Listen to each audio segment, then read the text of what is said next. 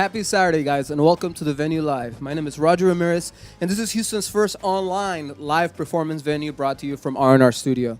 We're in the studio today with Ackerman, Dufour, and Witt. Thank you guys for joining us. It's a pleasure to have you here, guys. It's an honor. Thank All you. of y'all are amazing. Sound check to me was just like, can't believe that's happening in there. You know, it's just cool, man. It's just raw, real talent, you know? All right, guys, so introduce your names for us and what you do in the band, please. My name's Daniel Dufour, and I play the drums. I'm Glenn Ackerman. I play bass. And I'm Witt, and I play saxophones. Hell yeah.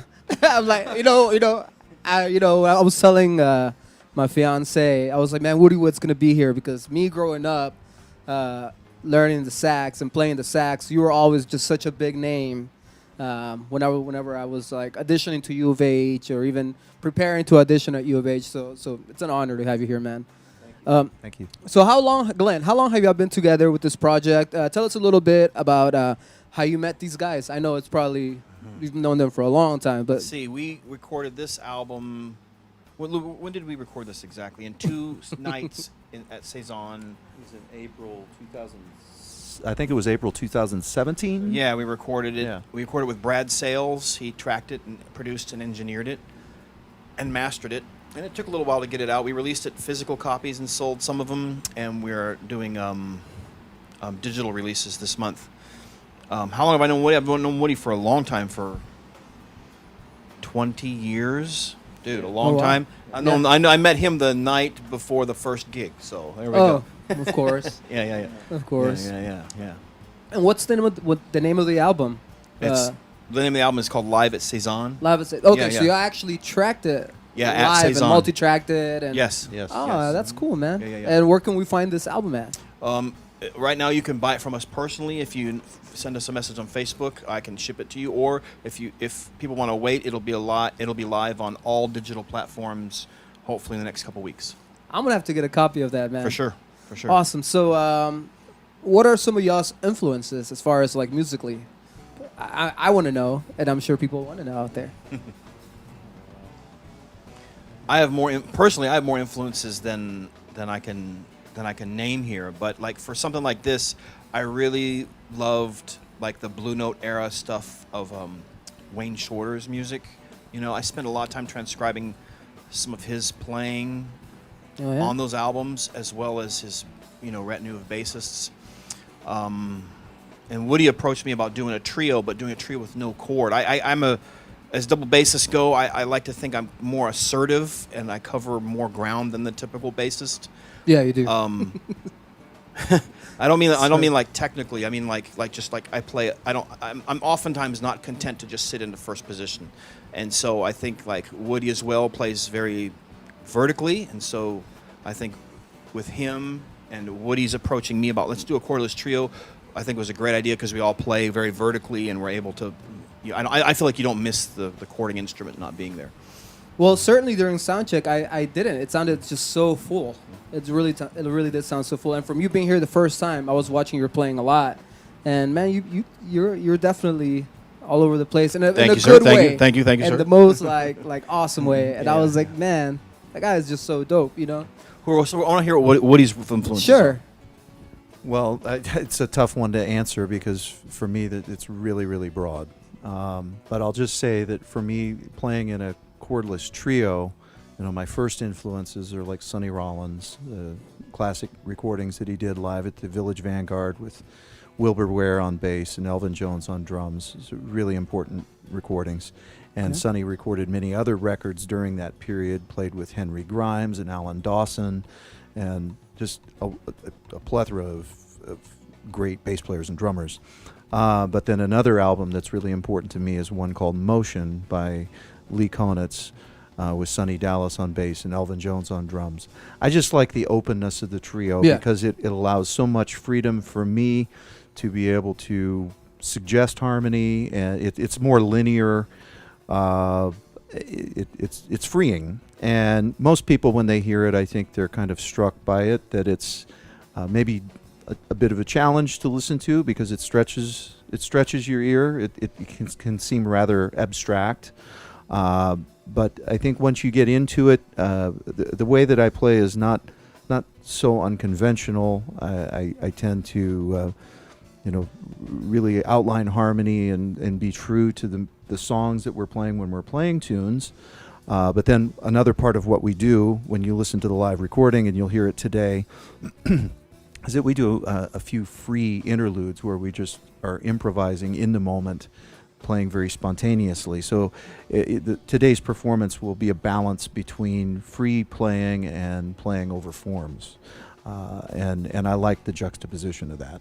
That's awesome, dude. That's a great answer, by the way. You gave me a lot of information about, y'all do play very linear, and it's very cool. And the improvisation is just phenomenal. I just have to say that. So with you, man, Daniel.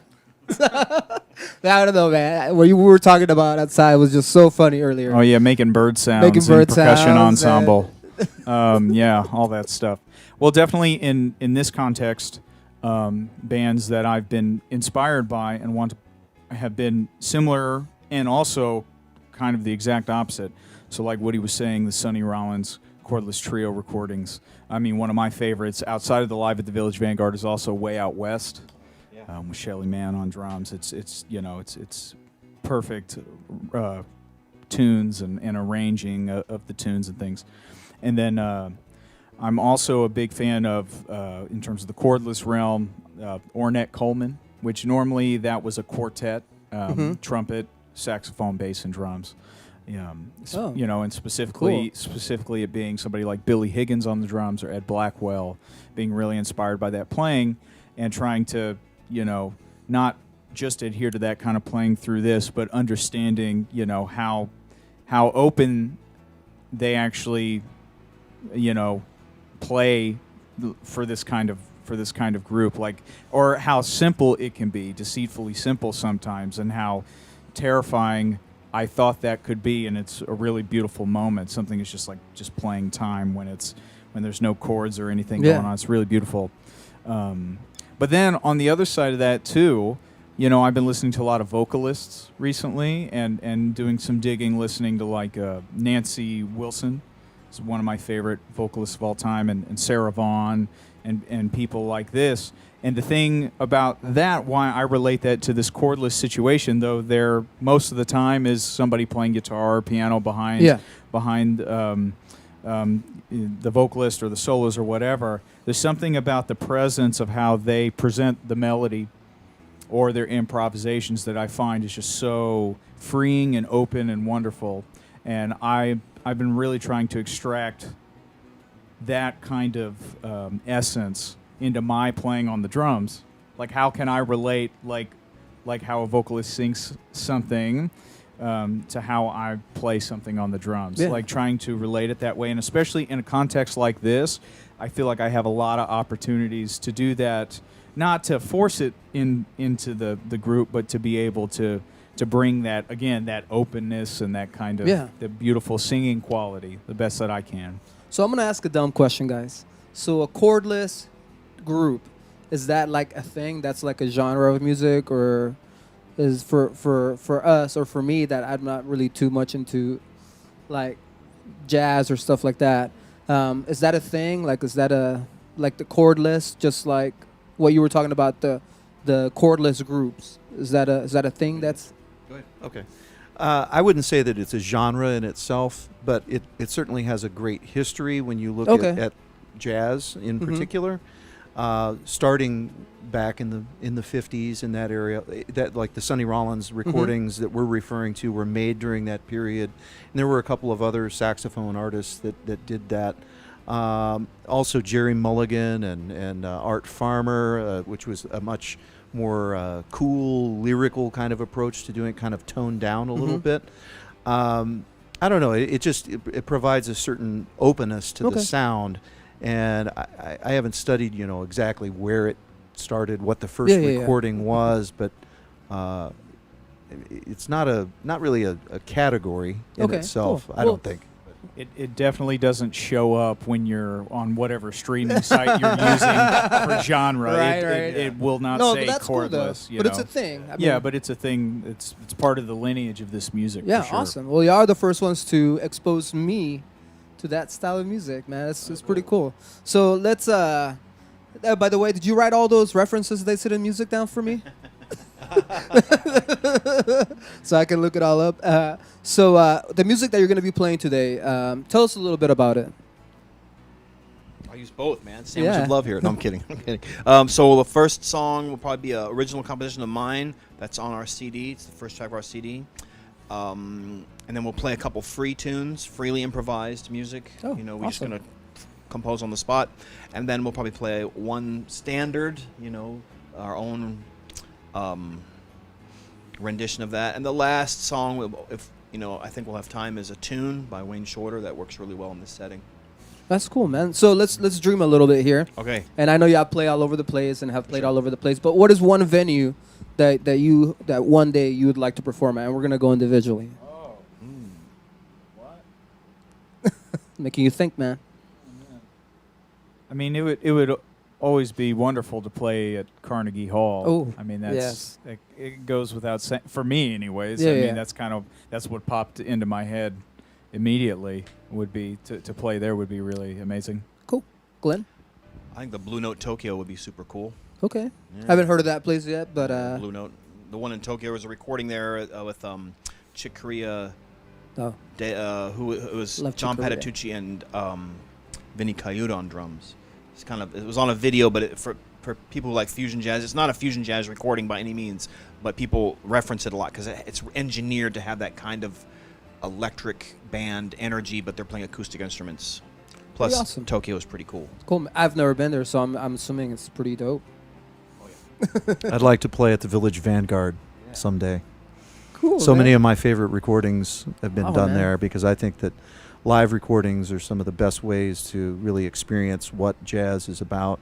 And so many classic recordings done at the Vanguard. It's a historically very important club in New York.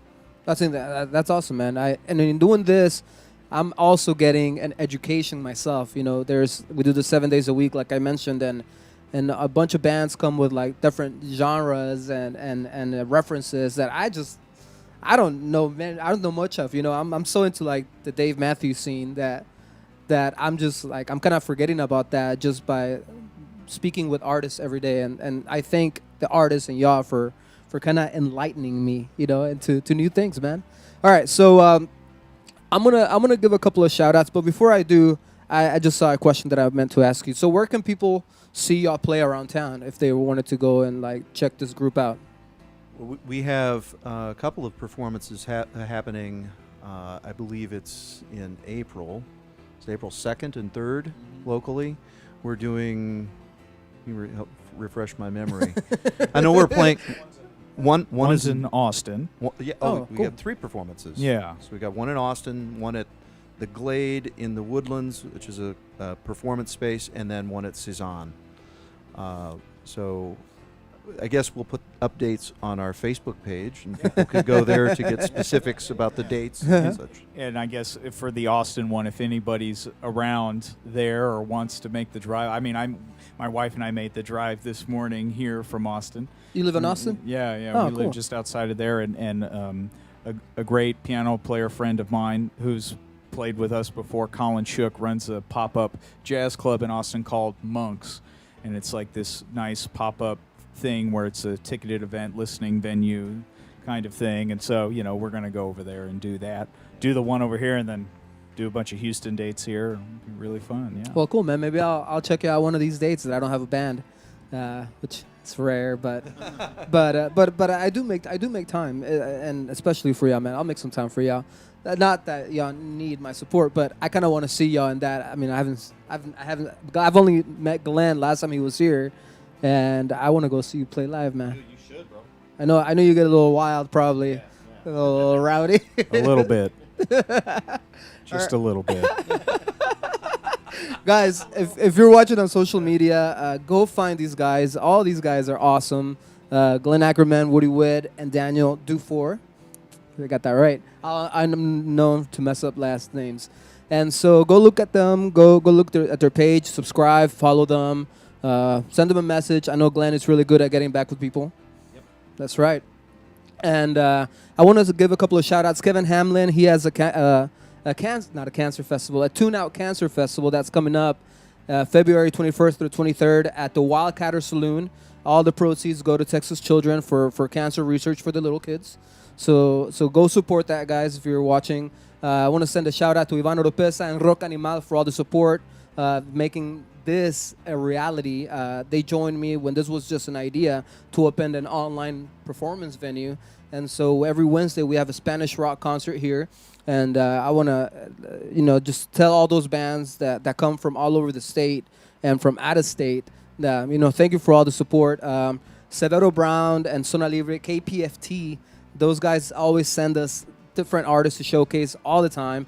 Hank Lamb at 90.1, guys, thank you for partnering with us and sending us artists to showcase. Westone Audio, thank you for the sponsorship. They sent us 11 pairs when we started this. And so Glenn now has his own pair. And thank you, Westone, for all the support, even when we didn't have anything. And they didn't want to sponsor us at first because we didn't have anything. But, I sent a better email the second time. Yeah. And so finally they were like, all right, we'll give you a chance. And so thank you guys for all that. Guys, if you're watching on YouTube, subscribe to Glenn Ackerman's YouTube channel, guys. He's got tons of awesome content, and we're gonna put it on the description so people can just go directly to it and just click subscribe. And if you like what we're doing, guys, we showcase artists from all over the country, I guess. Now, give us a subscribe. Your subscription really helps us to get further sponsors and grow, and we want to keep doing this for a very long time. If you're watching on Facebook, share this event, guys. Make sure Glenn, Woody, and Daniel get seen by new people. Even if it's just that one person, from your share, maybe that person will like it and they will share, and then that person may have a lot of people that like it, will share. That's the power of social media, guys. It's free. Most of y'all already have a phone in your hands anyways, like 90% of the time. So support the musicians around town, man. It's always nice to feel supported by people. These guys work very hard and have practiced thousands of hours just to be super awesome. If you're watching on Twitter, follow us, guys. Retweet the event. If you're watching on Twitch, put the game down for a bit and listen to some music. Let's give your brain some oxygen. Don't just relax for a bit. Put Halo down or whatever's out there. Roblox. put the games down. Listen to some awesome music. And I've said everything that I need to say, guys. Any final things you want to say before we get started? No? Subscribe, guys. And all right, we're going to take like a minute break. These guys are going to go into the booths, and we will get started with the show. Thank you for watching.